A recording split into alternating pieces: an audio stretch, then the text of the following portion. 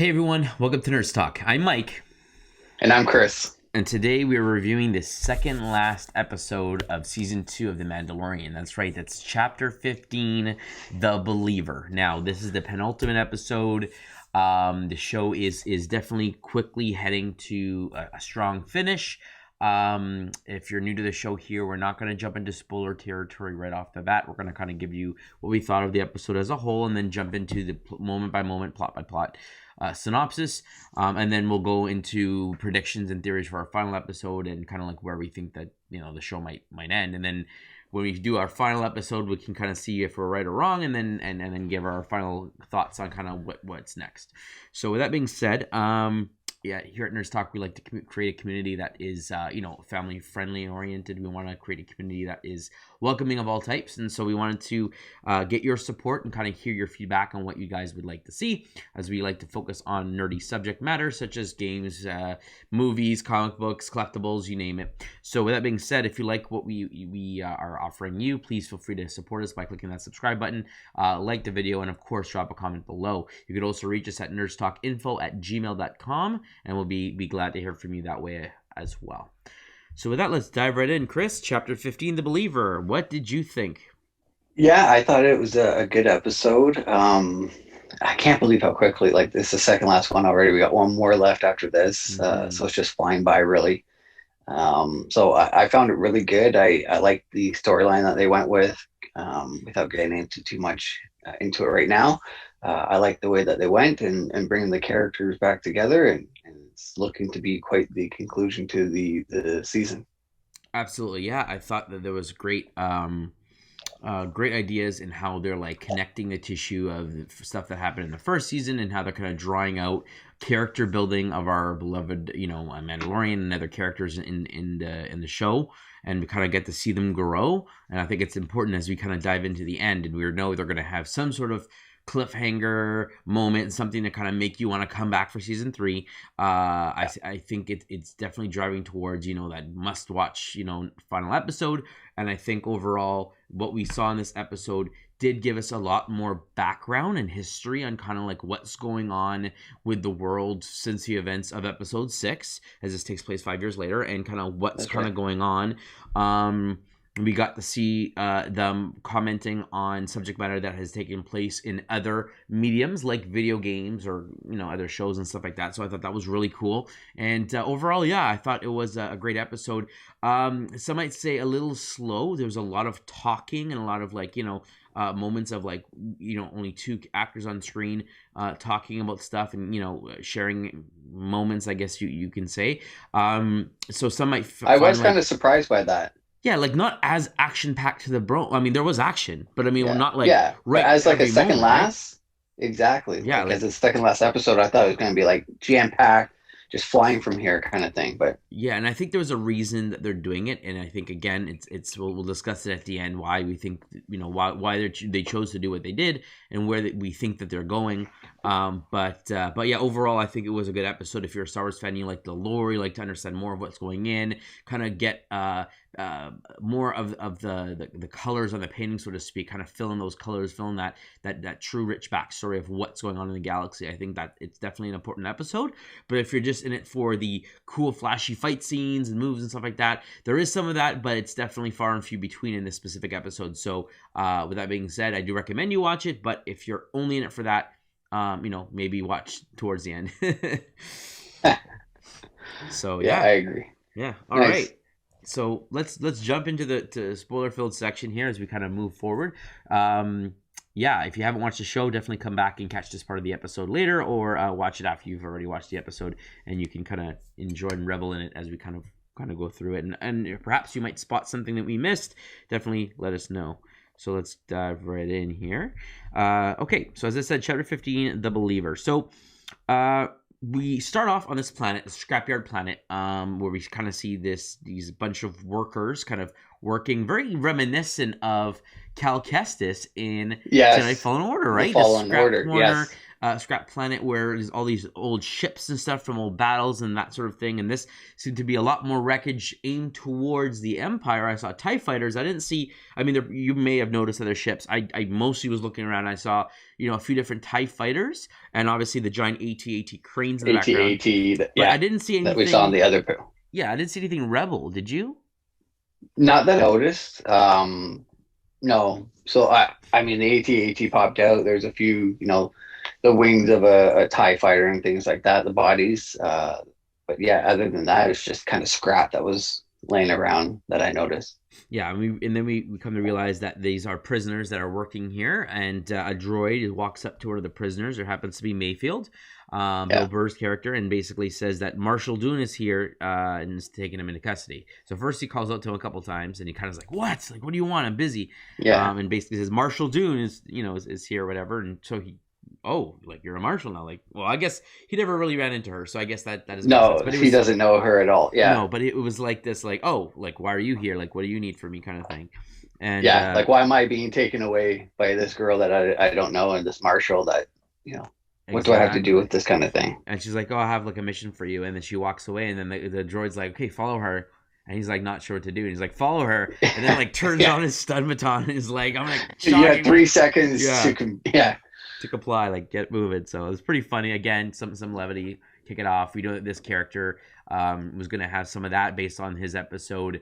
Back just a general personality too, right? Bill Burr is more of a comedian, funny type guy. Yeah. So obviously they're going to want to play into his natural talent of being a little bit of comic relief, even though the first episode that we saw him is kind of a tougher guy, but he wasn't the one that wanted to pull the trigger on the rebel person, the flight person.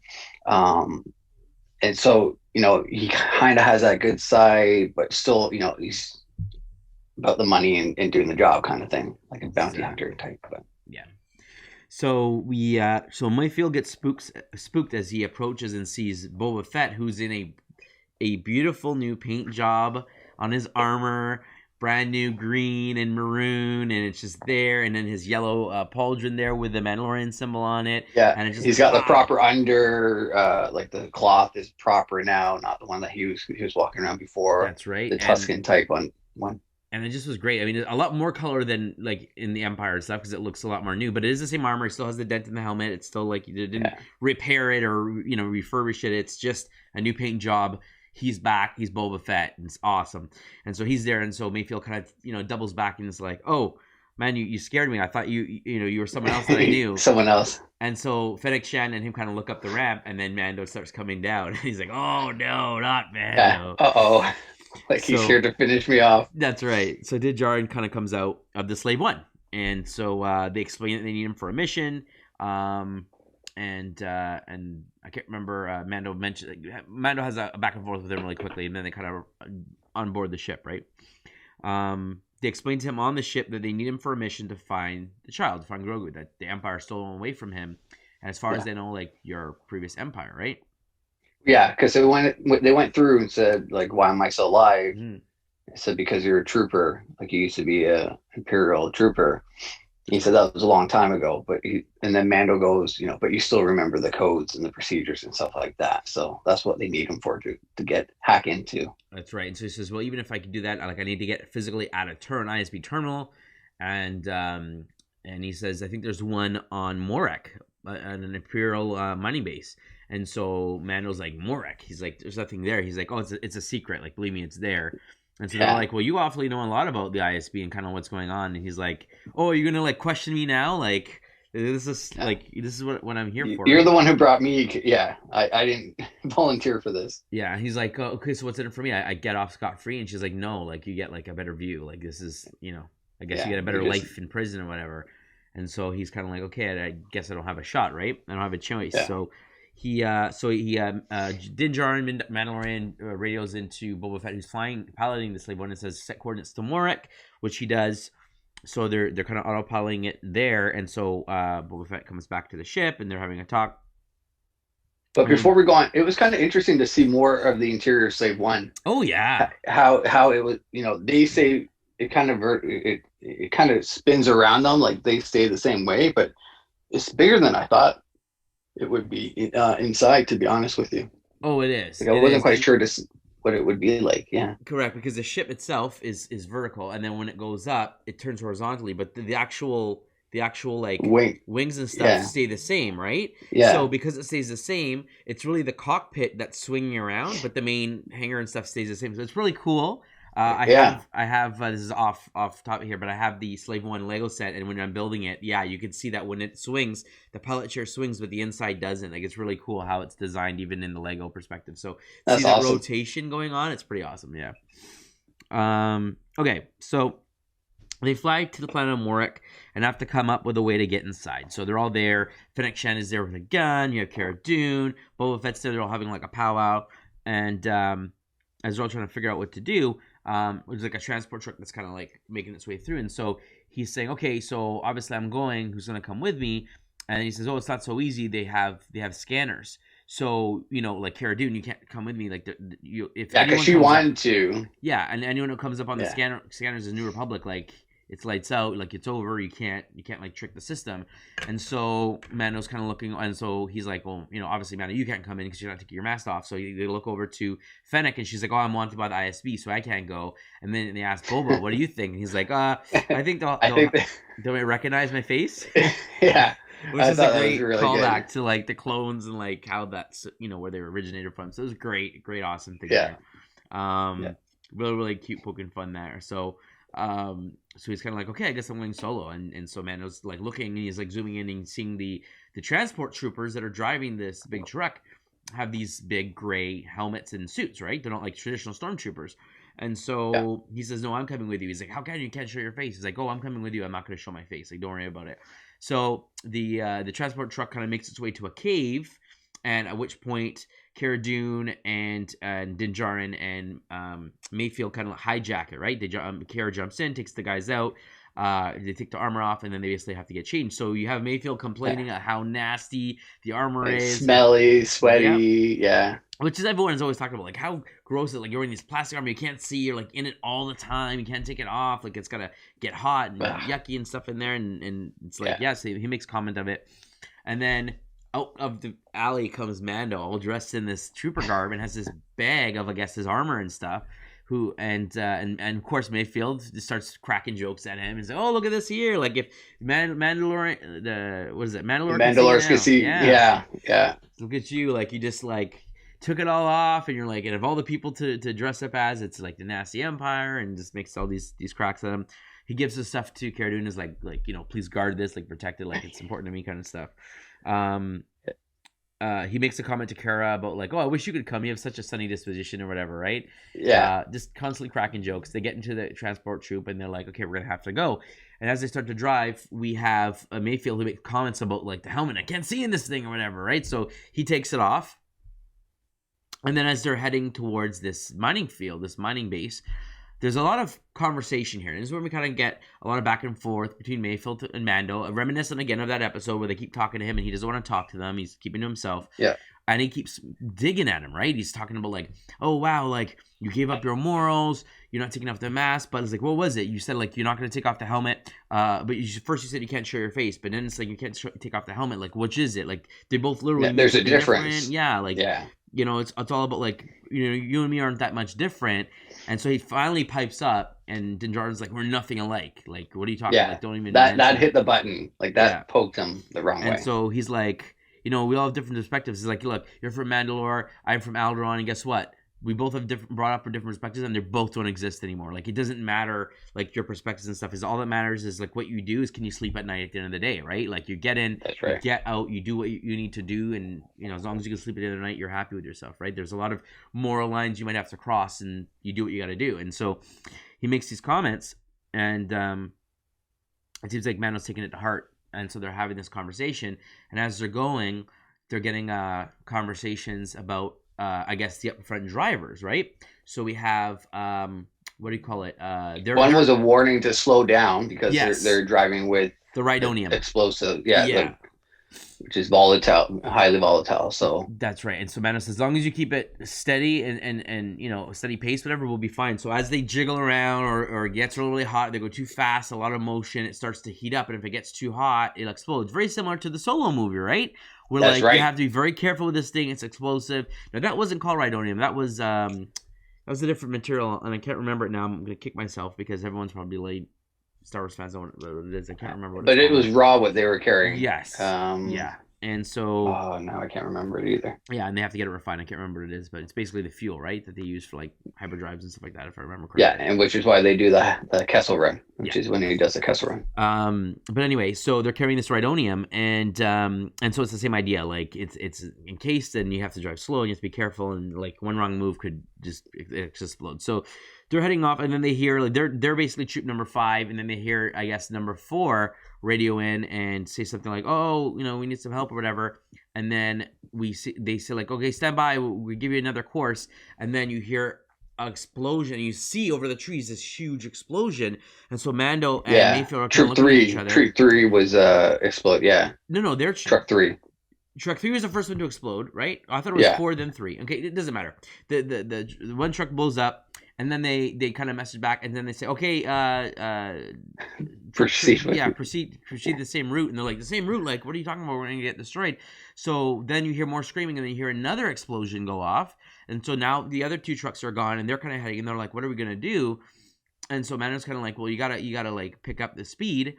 And he does so, and then as the I guess the heat indicator goes up a little bit, he's like, "Oh, I can't go too fast, like it's gonna go up." So he kind of slows down a bit, and then we see one like sail barge, a small little skiff of pirates kind of appear and pull up alongside it, and 2 guys, I guess, try to make their way on top. One guy successfully does. Mando kind of comes out and shoots one, and tries to shoot the other one and isn't able to get him. And so Mayfield freaks out. He's like, "You're shooting blasters at like Rhydonium? Like, are you crazy? It's gonna like explode." So Mando decides like, just keep driving, keep it steady. He goes up top, opens the lid, and starts picking off the guy.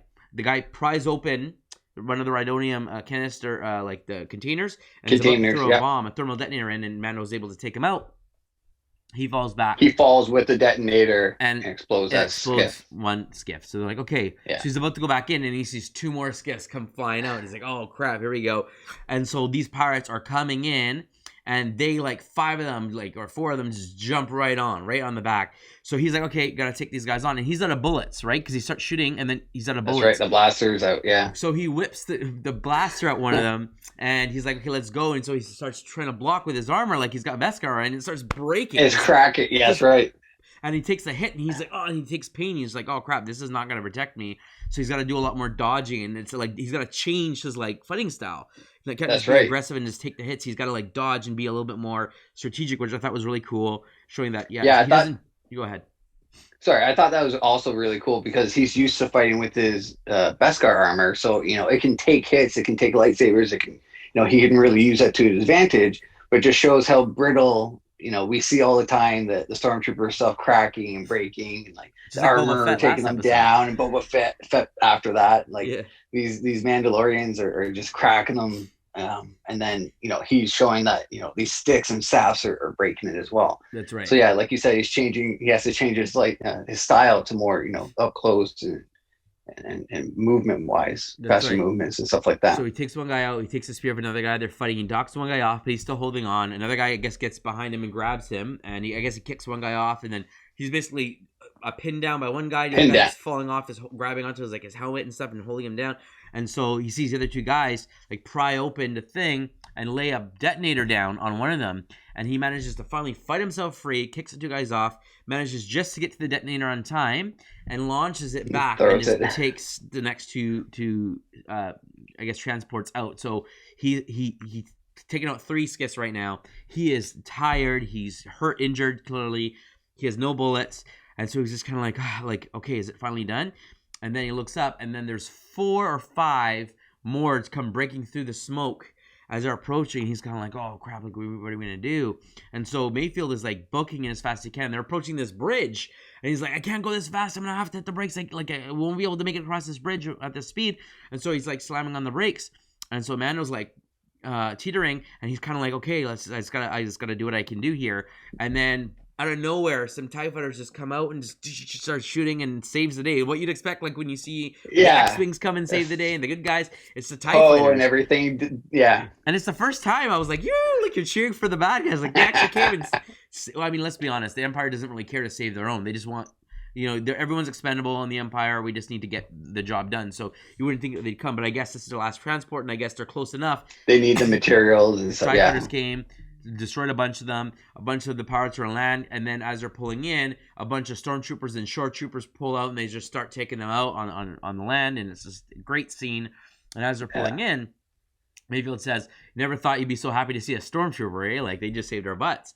And so they're sitting in the transport, kind of slowing down, making their way in. There's a bunch of people cheering and saluting, and it's looking crazy. At them like, this feels wrong. Like you can't see his face; he's got the mask on, but like the bad guys are cheering for me. Like I'm helping the enemy, and like what am I doing here? And you can see that through the helmet. Like he's just like, this is like, I just feel bad about this. And Mayfield's just kind of like taking it in and kind of like whatever. And they approach, they get inside, they come out, everyone's cheering, high fives, all this kind of stuff.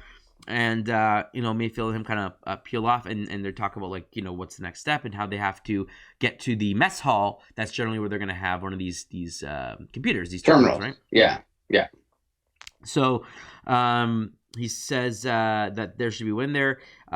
He then realizes as he approaches it that there's an old officer there that he used to report to when he was in the Empire. So Mayfield basically says he can't do it, and Mano's like, we have to do it. He's like, no, it's a board, it's a bad idea. And so Mano says, give me the key, I'll do it. He says, you can't do it. Like it's gonna scan your face. He needs to scan your face. You can't take your mask off. So it's like it's a done deal. Like it's game over. And so Mano's like, give it to me. Like, I'm going to do it. Like, just don't worry about it. So he kind of looks at the officer, gives him a quick salute, and walks right to the terminal. And of course, like, one guy approaches, turns his back and leaves. That's already suspicious. And then another guy comes in, looks at him, salutes. And it looks very fishy. So, of course, the officer's kind of like watching the guy in the corner. What the heck's this guy doing? So, Mayfield's kind of off, kind of in the corner, trying to hide, kind of trying to get out of here as soon as possible. Mando is there putting in the coordinates, trying to figure out where they are, and of course it gets to the point where it tries to scan him, and because he's wearing the helmet, it's kind of like access denied. He's got 10 seconds to identify it, or it's going to shut down, or alarm's going to go off, or something, right? So it's counting down, and he just takes off the helmet and lets it scan his face. At this point, we have 2 officers, I think, and a shore trooper or something in the mess hall that is basically seeing him, and he gets the information. At this point, that officer that Mayfield recognized kind of stands up and is like, hey, trooper, and he starts like walking over, calling his attention. So Mando is ignoring him, and he's there, and he gets the information, and he pulls his stick off, and he's like, trooper. He says, like, I don't know, answer when. What's your designation? Answer, commander. Like, pay attention. When they're talking to you. So he says, what's your designation? He says, transport trooper or something like that, right?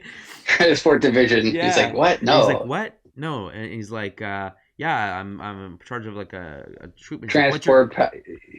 Transport passenger or something like that. He says after. He's like, what's your TK number? And he's like, TK number. And then Mayfield comes in. He's like, oh, it's TK blah, blah, blah, blah. I'm his officer, TK blah, blah, blah, whatever. Or his lieutenant.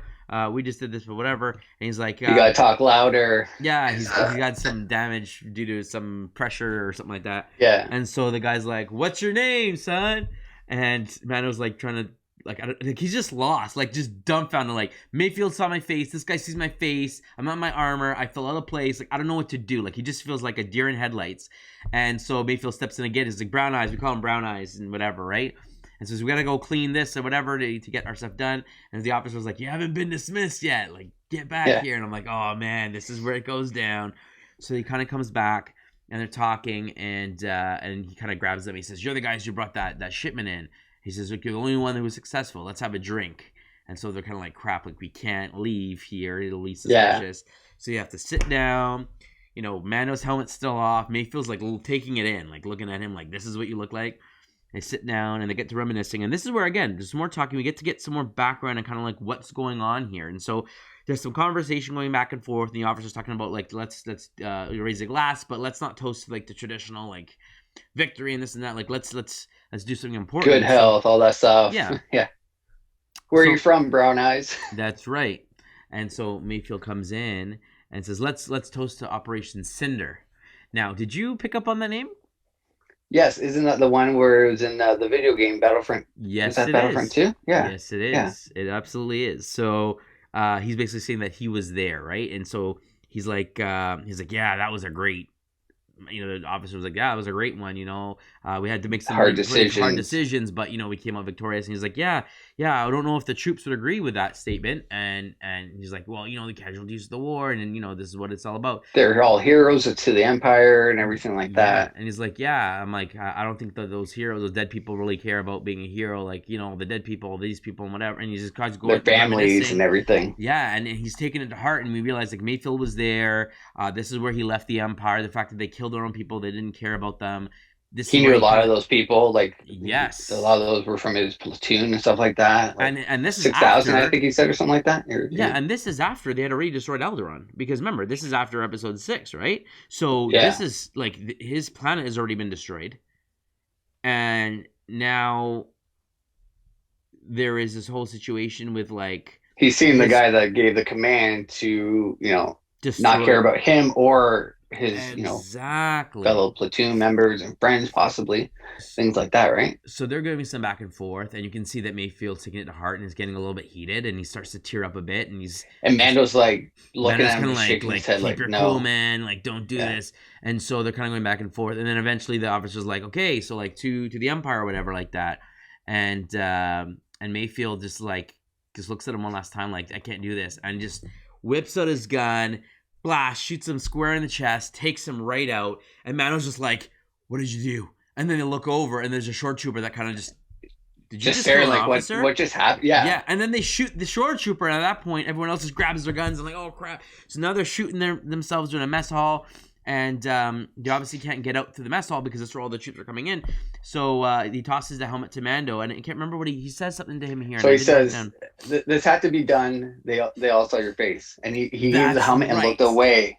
That's right, like he looked away as respect, like I'm not looking at you. Yeah, like didn't put even it say back like on. I didn't see your face or something like that. Didn't he say something like that Yeah. to him? Or Yeah, was that later? they all saw your face and like, and then he gives the helmet back. He gives the helmet, but then later on he mentions it to him like I didn't see your face. I didn't see your face, like as a I won't tell anybody kind of thing, right? He says that to him in the episode. If it wasn't here, it's at the end, but he definitely says it to him.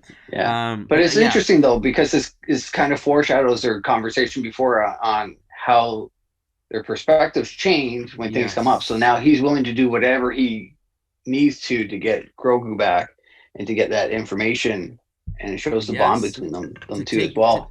So let's stop there. So to basically go against what he feels his creed, his what he was brought up as, what his purpose is to be right to this cause, this religion, this way of life of the Mandalorians, and that means not taking your helmet, and he's taking it to heart to the point no where human can see his face. Period. Not even Grogu. Like he just lets no one. Like this is what I do. This is what I believe in. This is who I am.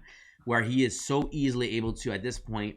None of that matters. All I care about is getting Grogu back. You clearly sees how much he cares about him, his connection to this kid. It matters to him now. He feels like family. He is longing for that closeness, that family, that unity. And you saw that Bo-Katan and her troops, how they have that, right? And they knew a little bit about his background and how he was lied to and stuff like that. And then, so that coming there. And his connection with Grogu and even Ahsoka talking about like he sees you as a father figure, and then like we can't take him away because it's going to cause all these problems. And it's like all these episodes are kind of bringing up like your connection is so strong. It's not like just a protector or just whatever. It's like you're his father, he's your kid. Like it's more than that now. You can't just like you're not just going to walk away from this or give him up. It's not going to be that easy for you. So I thought that was really cool for him to literally go like, I'm taking off my helmet. And it's not just for one person. There's a whole crowd of people that are going to see me, and I don't care because all I care about is Grogu. Like, screw the Mandalorian creed. This is what's important to me. Now, I do like we and he's starting to realize,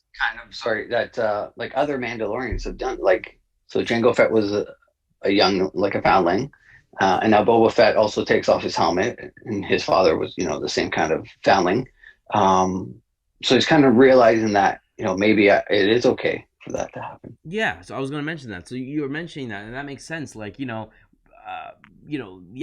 has met other people who are taking off their helmets, and Boba Fett was a foundling who was raised by Jango Fett. Well, he was a clone of a foundling, and if Jango Fett took off his helmet and Boba Fett took off his helmet, and these other people who are born in blood Mandalorians taking off their helmets, then maybe there is something to the truth that Bo-Katan said. Maybe this isn't the right way of life. Maybe there's more to it than this.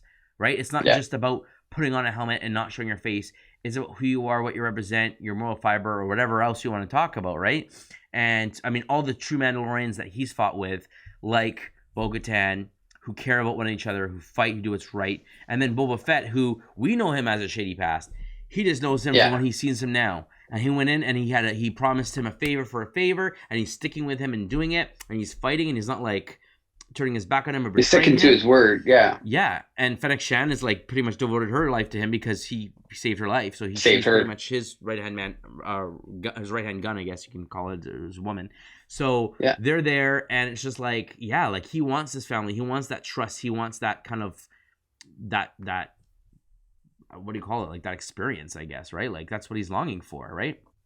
Yeah. So I think it's really cool that they're kind of bringing that all full circle. And they're really getting that. They're kind of pushing him to that. You didn't see like a moment before where he may have done it or he talked to Boba Fett about it. They just kind of, no, he had to make the decision. And it's what Mayfield said. When the line comes, there's lines that we don't cross. But when it comes down, when there's something that's more important for us, we'll cross those lines. And this is that moment where he had to just cross that line because clearly Grogu was more important to him than anything else at this point in time in his life, which is awesome, right? So... So they're there, and then him having, like, they saw your face, I had to kill him, they had to have people see your face, like, here you go, here's your helmet, justifying it, like, trying to cover up, like, why he did stuff, not like, this is the right thing to do, but, I'm here helping you out kind of thing. So they have to find a way out. They kick out one of the slats in the windows. They're trying to shoot their way out. At this point, Fennec Shan and Cara Dune have their guns, and their job here is to basically make way for Boba Fett to come pick them up on the roof. So there's some gunners on the roof. They've already scanned it out. They know they're going to have to take out some guys. They see shooting, and they're like, oh, look, they're over there. They're on the window making their way off the roof. So they're both there picking off soldiers as the soldiers are coming out through the window after them. Yeah. And as they're climbing up. So I thought that was really cool. Then Fennec Shan's, okay, you take out those troopers. I got to take out these gunmen. So the gunners, the gunners, takes them out. Cara Dune takes out a few more. They get up top, and then there's a trooper kind of gets there and is about to like aim, and he gets taken out in the back. Boba Fett swoops in. They run. They make it onto the Slave One. Mayfield almost misses, but obviously makes it on. Yeah. They're taking off. Obviously, at this point, Cara and Fennec stop shooting. They're like, okay, our job's done. And then as they're pulling away, Mayfield says, pass me the psycho rifle. And so Mando passes it to him, and he just aims right at the Rhydonium. The open container of it. Boom. Destroys it. 2 or 3 containers go up. The base is destroyed.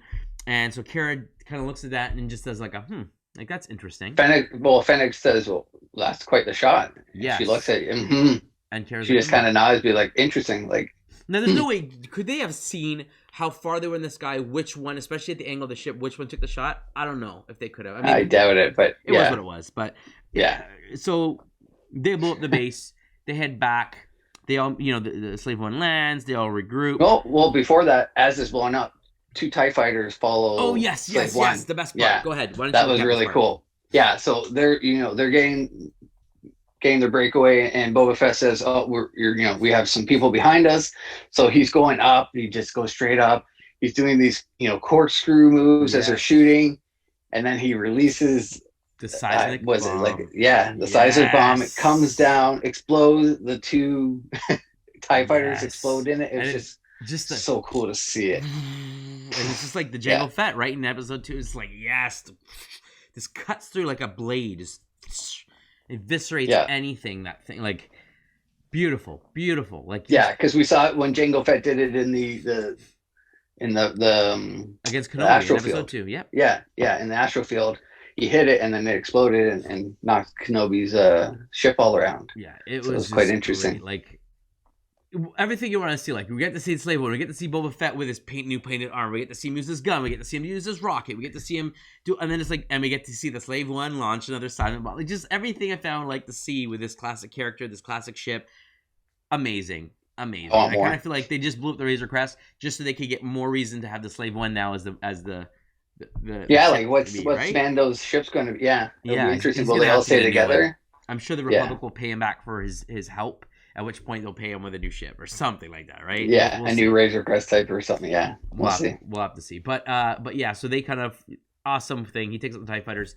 They regroup on land. So Fennec's there, and Cara Dune, and of course Fennec kind of goes on board. We have Mayfield and Mando and Mayfield, Kara that are there talking, and so he kind of puts out his hands to like, okay, like take me in, that kind of thing, right? Well, she says, well, that was quite the shot. And he said, oh, yeah, you saw that, huh? Like, well, first Mando thanks him for his help and doing the stuff. And then, Cara Dune makes a comment about that was quite the shot. He's like, oh, yeah, you saw that? And then he said, I just had to get some stuff off my chest. And before that, when he took the shot, he said, we all got to sleep at night. So that's going back to his comment of so he wanted to make good for, all the bad that those things and that the commander was saying with the Rhydonium that they just brought, they can like wipe out so much more. Just the like Operation Center was like nothing compared to what they could do. Exactly. So like you saw that set Mayfield off when he heard that. Absolutely. So he's like, okay, I'm not going to let them have this in their hands. So he took that shot and exploded it all.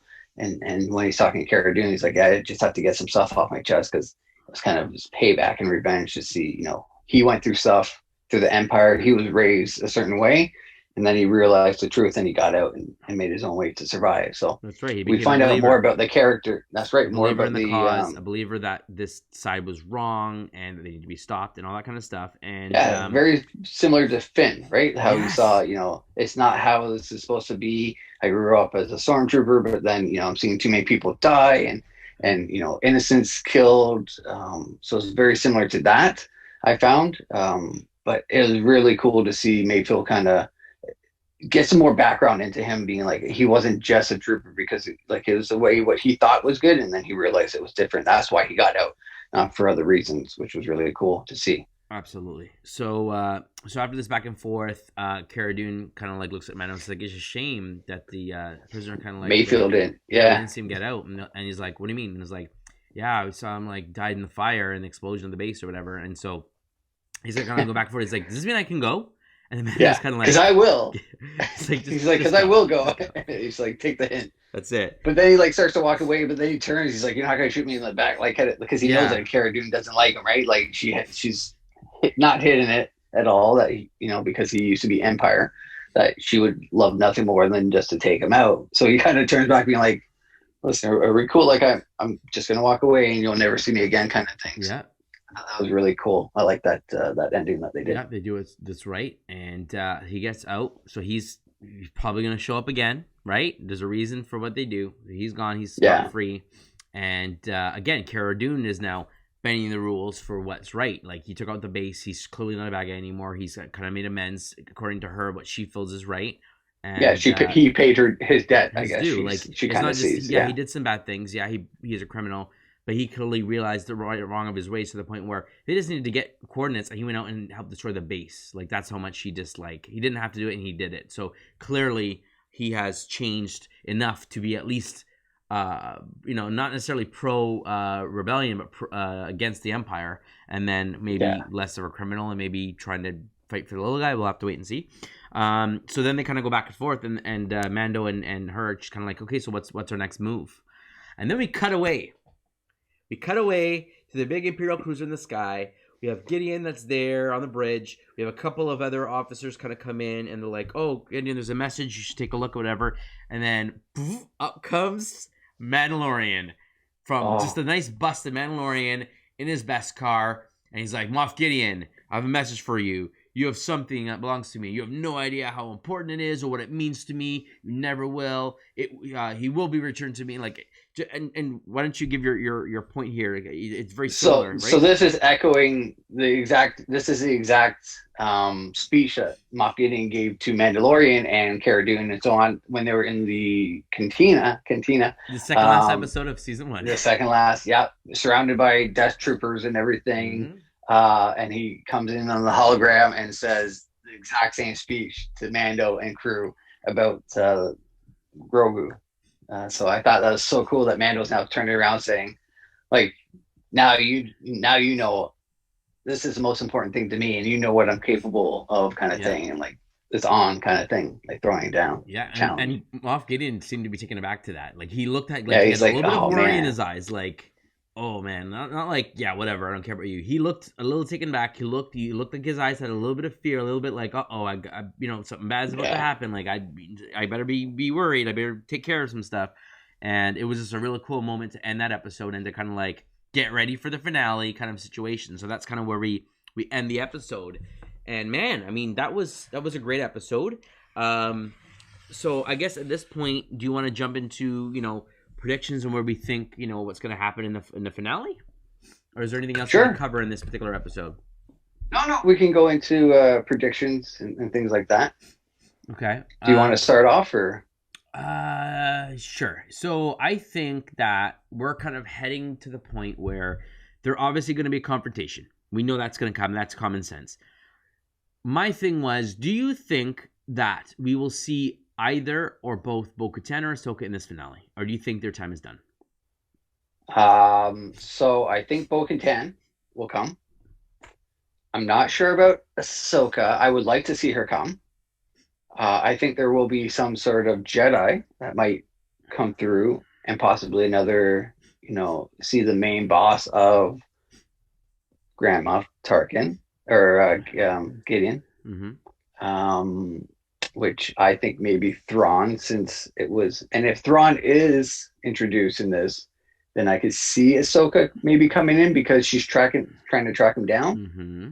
And so, I mean, I went back and watched that last episode where, Boba Fett comes back, it's his armor back and everything, and Grogu's on the Seeing Stone, and I paused it at one point, and when there's like a scene of him up on the Seeing Stone from below, and then there's kind of like a foggy figure, like you could see him talking to someone. Yes, that's what I thought. There was communication. There's someone reaching out. There's something going on, right? Yeah, like you could kind of see a shape or like a body or something. Like it was something there. It wasn't like a rock or anything. It was hard to make out what it was, but could that be who he's communicating with? Who is it? Like, so it's after episode 6, so there's only a few Jedi that we know of alive, but there could be some surprises. Mm-hmm. So will that person kind of be in? Like, are they tracking Grogu as well? Because, he had that communication. So now they have that connection. So I think maybe, some sort of Jedi will come in as well, which I don't think will be Ahsoka because she gave up that, Mantle said that she can't train him because she's, not quite a Jedi and can't do it. And she's seen what happens to someone that has a little bit of anger like that. Yeah. So it'll be interesting. But yeah, so I think it's hard to tell about Ahsoka, but I think Bo-Katan and other Mandalorians will show up. Okay, so I'm thinking that. So at one point I thought like they're done. They were just introduced to come up in the next season and or branch off into their own shows. I do think there's a possibility of Bo-Katan showing up because she's looking for Thrawn. She's looking for a Darksaber. Period. She's not looking for Thrawn. She's looking for a Darksaber who Moff Gideon has, and that's what she was looking for. That's right. So it's definitely possible that he reaches out because did she ever mention that to Man? Was he on the ship? Like, did he hear her questioning and saying, "Where's Moff Gideon?" Where So he was pilot. He was pulling up. He did pilot. So she did say, if you ever change your mind, this is where you can find us, kind of thing. That's right. He does know how to get in touch with her. Yeah. So I could see him reaching out and be like, by the way, this is where Moff Gideon is. I'm coming here to get my kid. You can come in and get whatever you want. Let's work together and like get both of our. We both want something. Get whoever you got, right? So I can definitely see Bo-Katan coming in. I don't know if Ahsoka will be there because again, they know we have a show coming off. We know that she will appear. And there will be character crossovers between this show, the Ahsoka show, and the Rangers of the New Republic. Rangers, yeah. We know that there's going to be crossovers. We don't know if the Rangers are going to be this new Jedi crew where Grogu and stuff is going to be running. We don't know, right? We don't know what the Rangers are, who they're going to be. We're going to find out. But I think at this point, there's definitely going to be crossovers. So I don't expect to see Ahsoka show up again for this season. I think Bo-Katan definitely might, and I do think that maybe not during the battle, but maybe after they end, and he's got to like, okay, got Grogu back, what are we going to do? And then he gets reached out by a Jedi. We might see a face of who it is. And then season 3 is like him having to go hand off or meet this person. I bet you will see like a hologram, but only the back of them or something like that with a hood up or something, and like not see who it is. It'll be like that. That will be the cliffhanger where we're like, oh, now we gotta see. Like, well, if it's Mace, he's gonna be no hood. If it's Mace Windu, he's gonna be a bald head. Ain't gonna be no hood, man. Because that's not how Mace does this.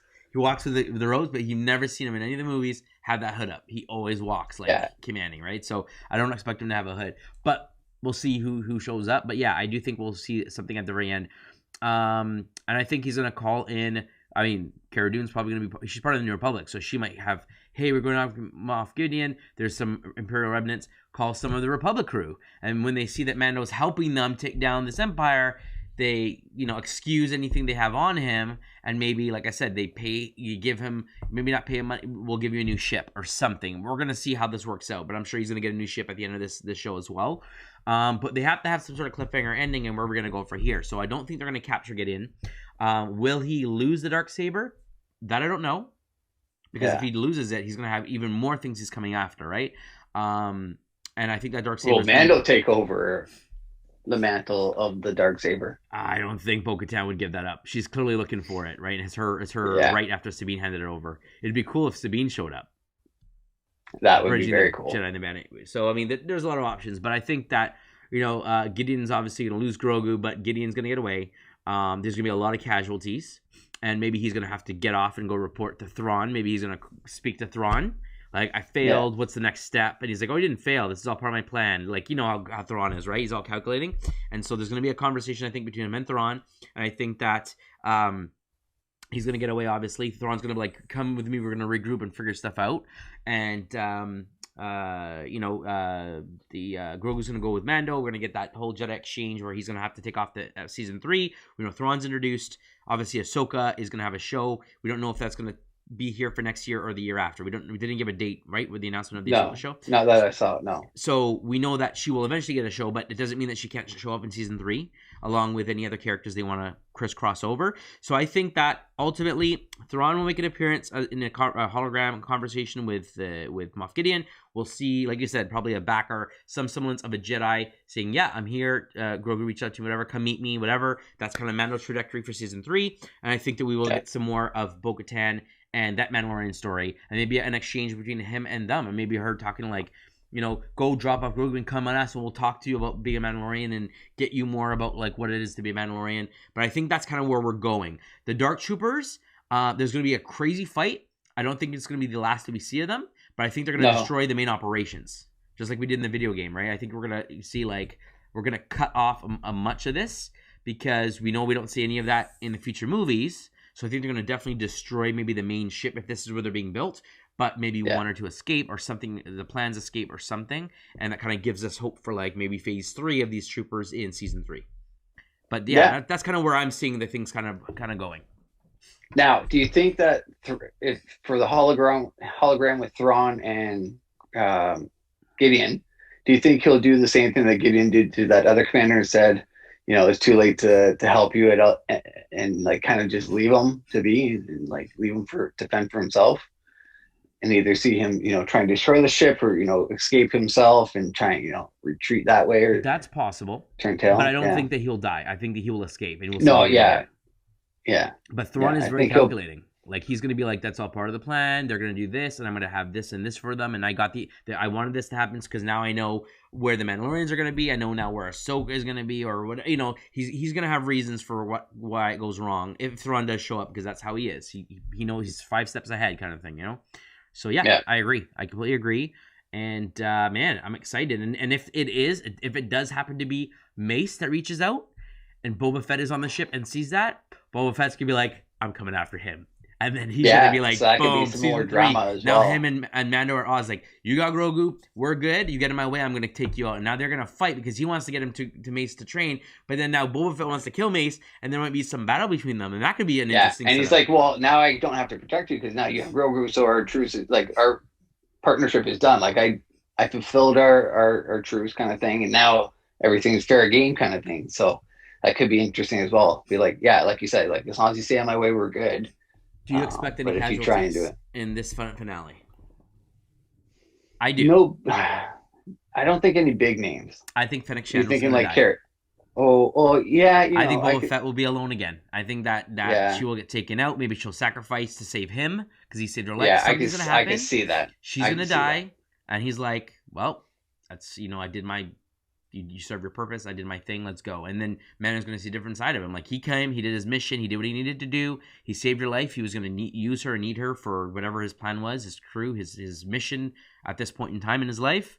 Because we don't know he wanted to get his armor back. He clearly has an objective in mind. He says, I'll help you with the kid, and then I'm out. And clearly he has a motive. He has a plan. Why would he recruit another bounty hunter if he's always been solo, right? Clearly he has a plan. Maybe he's going to hunt, look down. Maybe he's aware Mace is alive. He wants to kill him for killing his dad. And that'd be a cool story arc for him. And if Fennec dies, it's like, oh, well, I still got a mission to do. But it'll be a very interesting setup for him. So I'm very intrigued to see Fennec Shan bite the dust. And okay, Boba Fett's on himself. Mando, I guess, gets a ship. He's on his own. Cara Dune either decides to stay with the New Republic or says, you know what, this isn't for me, and joins Mando permanently on his ship as his crew, and like goes on missions with him. I don't know if it'll go that far with her yet. Yeah, I don't think she would do that. I think she would have done that already if that was the way. But I think she likes being kind of back into the martial kind of like law enforcement, that kind of role for her. True, but at the same time, if the Republic give her slack about like what happens to the other guy, like oh she died in a mission, whatever, and it's like, oh okay, and then maybe they call her out on it, or like maybe they don't want to acquit Mando. He popped up on something, or maybe they come to help. They don't want to acquit Mando, and so she's like, then I'm quitting the Republic. You're gonna let him go, whatever, and I'm done. Like I don't want to be part of this anymore. If you can't like bend the, I don't know. I can see her splitting ways. It may not go that way, but I can see it happen. I can find a reason for her saying, I'm joining Mando on his crew for whatever reason. Because she's just so important of a character now. She's awesome, great fighter, and it's just like Mando and Cara Dune just go together, right? Like, I don't know if they're going to have a love relationship going on. I don't know if that's what they want to branch. I could see it happening. It may not happen, and that's fine, but I could see... Yeah, I think they're more like brother, sister, friends kind of... True, but I mean, it's Star Wars. They always have some sort of love relationship, and I don't see it between Mando and Bo-Katan. I just don't see that at all. No. But I can see him, like, they care for Grogu, Grief Karga cares for Grogu, they've kind of become friends, family, if you will, and then, he gets taken back. She comes and helps him. Grief is not there. He's on the planet. He's taking care of his thing. Cara came to answer the call. Kara's helping him on this mission, and I wouldn't be surprised to see her join him and help fight Gideon. I don't know if I'll see Karga there, but I think that, she's a lot closer to Mando than Grief Karga is, and I wouldn't be surprised if they try to, Season 3, let's try to get more of a romantic arc going on. Let's kind of get that angle on the show, because we've done comedy, we've done cool Jedi stuff, we've done like a little bit of everything. Let's try to get, it hasn't been any romance. Let's bring that in as another like sprinkling in of Star Wars, because they always have original trilogy. You have Han Solo and Leia, and then a classic of Anakin and Padme. In the future, you have this Rey Finn, Rey Kylo thing that they try to. There's always some sort of love thing going on. They always try to do that. So I wouldn't be surprised to see it sprinkled in here at some point. Is it going to be him and Cara Dune? It may not be. I don't see it with Ahsoka, but I can see Mando. No. I mean, they hinted at it in season 1 with that lady, right, that lived on that planet. That's right. And she almost got him to take off his helmet. Again, that connection, that wanting to have a family, that wanting to be able to settle down. And he was just like, nope, I need to stick to the creed. And now that he's basically, Grogu's now his son, he's not going to want to give him up easily. Maybe he is wanting to get a family. And so, I don't know. We'll have to see kind of where that happens. Yeah. Do you think the armors will pop back around? Like, she obviously got away. Sorry, who? The armorist? Oh, yes, she will. I think she'll be in season 3. She's got the horns on her helmet, which remind me of Maul of the Death Watch. We found out that they are part of the Death Watch. She survived. She's brutal. She's the only one of that creed to survive. So she has probably like a closer ranking, or more like, because a lot of them are foundlings. She could have been maybe a more true Mandalorian, part of Maul's crew, part of that army that survived. Maybe that chick that we saw in the Clone Wars. Remember, we're like, oh, that was with Gar Saxon and stuff like that. Yeah, we saw like, isn't that Sabine's mom? We're like, no, it's not Sabine's mom. Remember that chick? And like, maybe that could be her. We don't know, right? And so she's never taken off her helmet in the show. No, that was the Clone Wars. So I mean, a lot of time has passed between now and after Episode 6. So she'd obviously be older, but we don't know. An offspring of them or something. She could be like an offspring of the actual, someone who grew up on Mandalore and was part of the Death Watch through and through. Yeah, and she's the one that seems to be the leader in the sense of like telling them like they're fighting. She makes her armor, telling them what's the way, telling them like the creed, telling them kind of like we need to have some for the next foundlings. We have to do like this is your job. Like she kind of like knows what they're supposed to do, puts everyone on the right track. So I think she is probably more directly connected with Maul and the Death Watch, and kind of imprinting like the foundlings into what she believes they should be. So I can see her coming back up.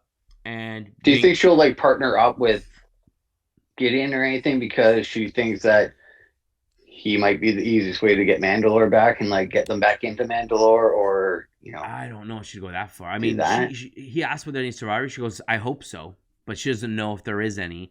She said she was going to finish up what she was doing there, collecting the armor, doing what she needed to do, get a Beskar, all that kind of stuff.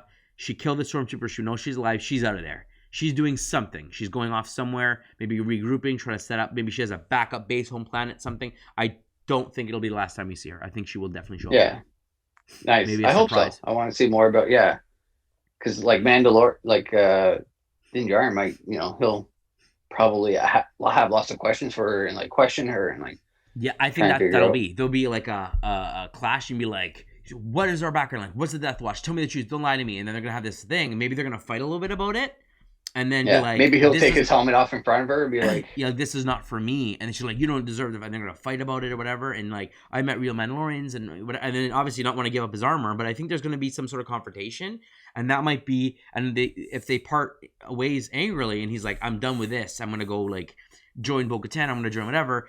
That makes her angry, and then she starts rising up a crew to like come get the armor and kill him. And so there could be another potential enemy, which is great. Like great to kind of get more people that you can create this universe that isn't part of the main story. They can live and die in the show, and that's fine. But I do think we'll definitely see more of her, and I'm really excited to kind of see again how this is going to branch off into not just next season, but the other shows and kind of where we go from there. yeah, for sure. Like, yeah, I love that there's going to be spin-offs. Uh, you know, people kind of doing cameos and crossing over, which is great. It's more of that MCU type thing that they want to bring into the Star Wars universe as well, which I think really livens it up and expands it to what it should be all along and should have been. So it's great that they're going in that direction, that they're all cooperating. I think it's just going to be better and better. I mean, these shows are being great. I just wish there was more episodes. Yeah, exactly. So yeah, I mean, there you have it, folks. That's our thoughts on the second last episode, chapter 15, The Believer. But let us know what you thought. Drop a comment below. Let us know if you liked the episode, what your predictions are for the finale. When we get together next week to discuss the finale, we will see what predictions were right, if we were completely way off, what surprises were blown, how we were blown away. Like, none of us expected to see that Darksaber show up in the end of the last season. Yeah, And that was crazy. yeah, and just like no one expected to see Grogu show up in the first episode, right? Like, so I'm expecting a whole bunch of surprises. Great ways to kick off season 3. Great way to kick off some hype for these new shows that are going to be interconnected and build up this Star Wars MCU. But let us know, like the video, subscribe, drop a comment, and as always, folks, stay nerdy. Stay nerdy.